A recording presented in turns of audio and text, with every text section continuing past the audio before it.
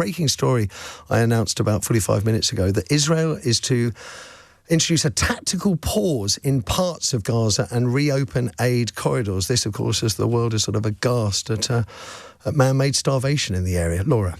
Yeah, that statement was made by the IDF, as you said, a short time ago. They said that a tactical pause in military activity will take place for humanitarian purposes from 10 a.m. to 8 p.m. local time today. So it should now be in force in theory. It's going to begin, the IDF says, where their forces are not operating. 3 main areas, Al-Mawazi, Deir al-Balah and Gaza City. Forgive my pronunciations if they're not perfect.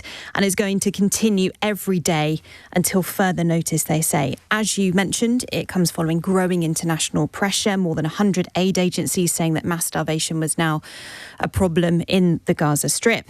And the United Nations World Food Programme saying malnutrition is surging and 1 in 3 people nearly now not eating for days at a time. Gaza's health ministry has also been speaking about the children that have been suffering, saying that 85 children have died from malnutrition in the past 3 weeks. And we've been seeing those horrendous images as well that have been coming out of that part of the world over the last few days in particular. Well, the IDF now says it's going to secure routes which will be in place permanently from 6 a.m. to 11 p.m. to enable the safe passage of food and medicine from UN and humanitarian convoys. The Israeli government has also said that it has airdropped pallets of food, flour, sugar and canned food into that area overnight. But just 7 pallets, we understand, were dropped. And of course, there would have been a bit of a scramble for that aid, given the amount of people that are indeed hungry. Just yesterday, of course, our Prime Minister, Sir Keir Starmer, said that he was working with Jordan to try to get UK aid into Gaza, coordinating those supplies to get them onto Jordanian planes and then eventually drop them into the Strip. But there's been a lot of criticism from aid agencies working inside that part of the world. Médecins Sans Frontières saying that it would not solve the problem because actually it is only the fittest, the fattest and the strongest that will be able to get to those pallets in the first place, and it won't be enough to be dropped from the skies. We've seen some pictures coming out of the borders of Gaza this morning. The Rafah crossing, we're told that actually some aid trucks are now moving across into Gaza now. Jordan's security agency have also posted a video on social media that appears to show aid convoys moving towards Gaza from that side as well.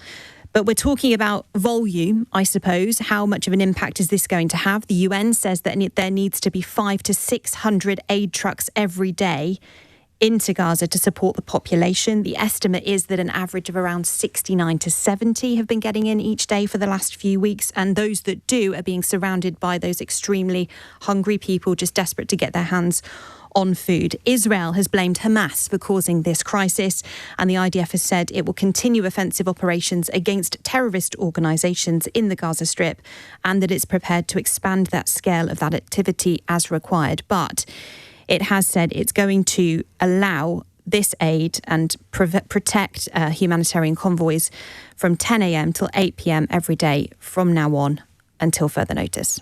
Now, the story is rightly focused on Gaza, but I should ask you, I suppose there's been a lot of speculation about how Keir Starmer is going to address the Gaza issue with Donald Trump.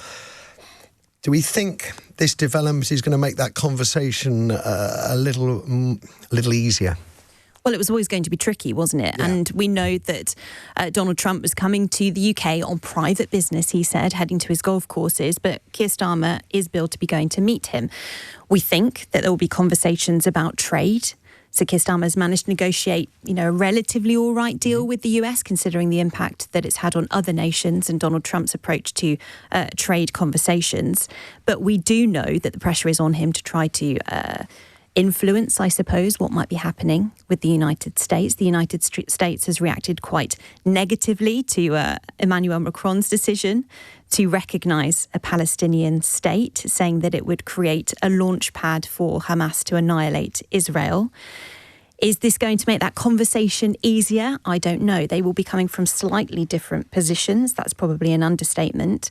And Donald Trump has said that Sir Keir Starmer is slightly more liberal than he is. And so I think this is always going to be tricky, not just between those two men, but of course the relationship that the US has with Israel as well. And then where Sir Keir Starmer needs to place his allegiances. Does he go with Europe and push more towards Emmanuel Macron and perhaps the German leader's position, or does he align himself more strongly with Donald Trump for other political reasons? It's not just, we always know in these conversations about what is happening on the ground. It's bigger picture, and there is so much to consider when he's having these talks.